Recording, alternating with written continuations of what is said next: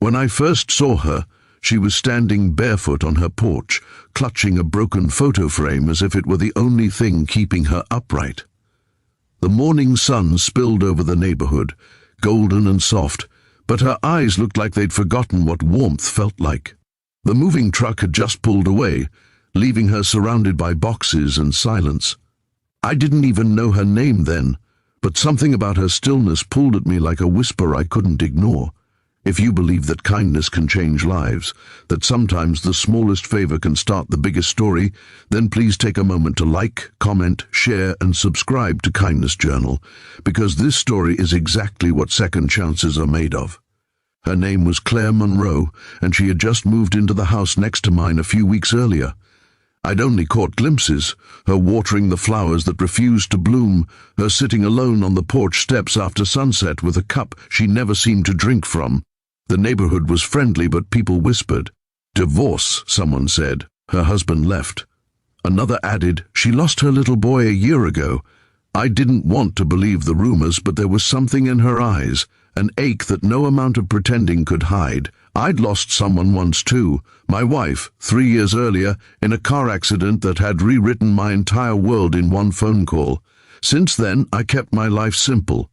Work, home, repeat. No noise, no surprises, no new attachments. Until that morning when I saw smoke curling from her backyard. It wasn't much, just a sputtering trail from what looked like a grill gone wrong. I grabbed my hose and hurried over. "Hey, are you okay?" I called out. Claire spun around, startled, her hands covered in ashes. The small fire in her metal bin fizzled as I sprayed it down. She blinked at me through a streak of soot, then exhaled shakily. "I'm fine. I was just burning some old things." I nodded, not sure what to say. The smell of burnt paper lingered in the air. I could make out fragments of photos, maybe letters. "Looks like a rough morning," I said quietly. She laughed softly, but it was a tired laugh, the kind that sounded more like surrender than amusement. "Just trying to move on," she murmured. Something in her tone stayed with me. That night, while washing dishes, I caught myself glancing through the window toward her dark house. There was a single light in her kitchen flickering. I wondered if she was eating dinner alone again. The next day I baked banana bread, something I hadn't done since my wife was alive, and walked it over. When she opened the door, she looked surprised but smiled faintly. "For me?" "Just a neighborly offering," I said. "Thought you might need something sweet." She hesitated, then stepped aside. "Come in, if you'd like." Inside, the place smelled faintly of cardboard and dust. Boxes were stacked everywhere, half opened, some never touched.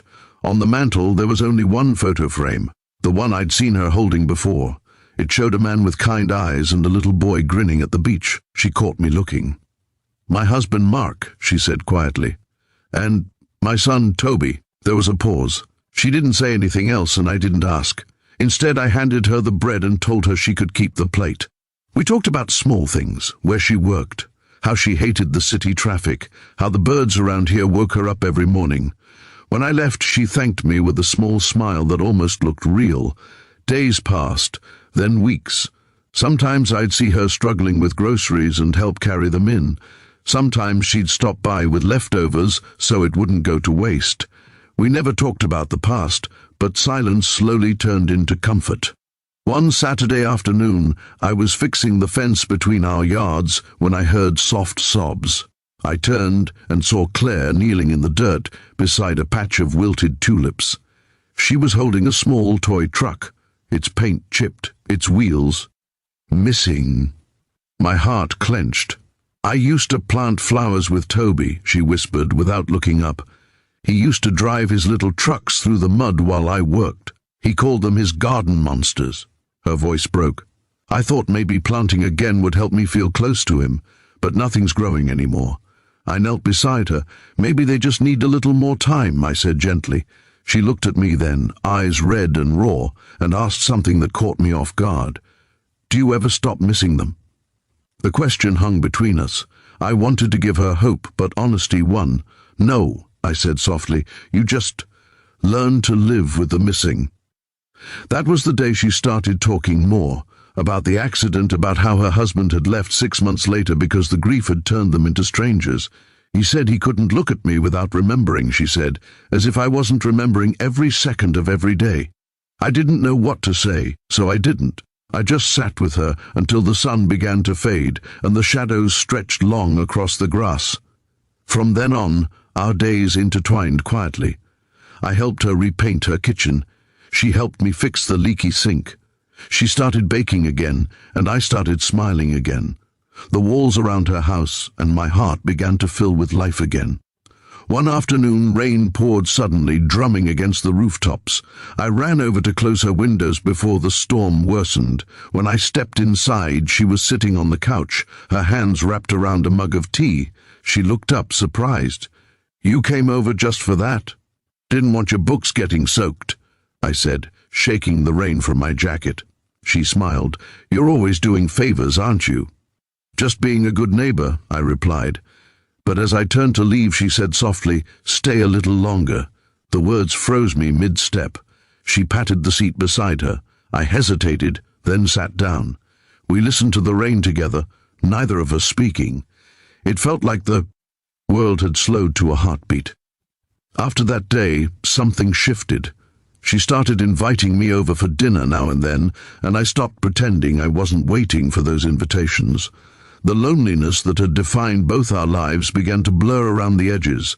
We didn't need grand gestures or declarations, just quiet presence, the kind that said you're not alone anymore. Still, healing isn't linear. There were days when she would close off completely, staring out the window for hours, lost in memories I couldn't reach. And there were nights when I'd wake from dreams of my wife's laughter echoing in an empty room. We were both haunted by what used to be, but somehow sharing the silence made it bearable.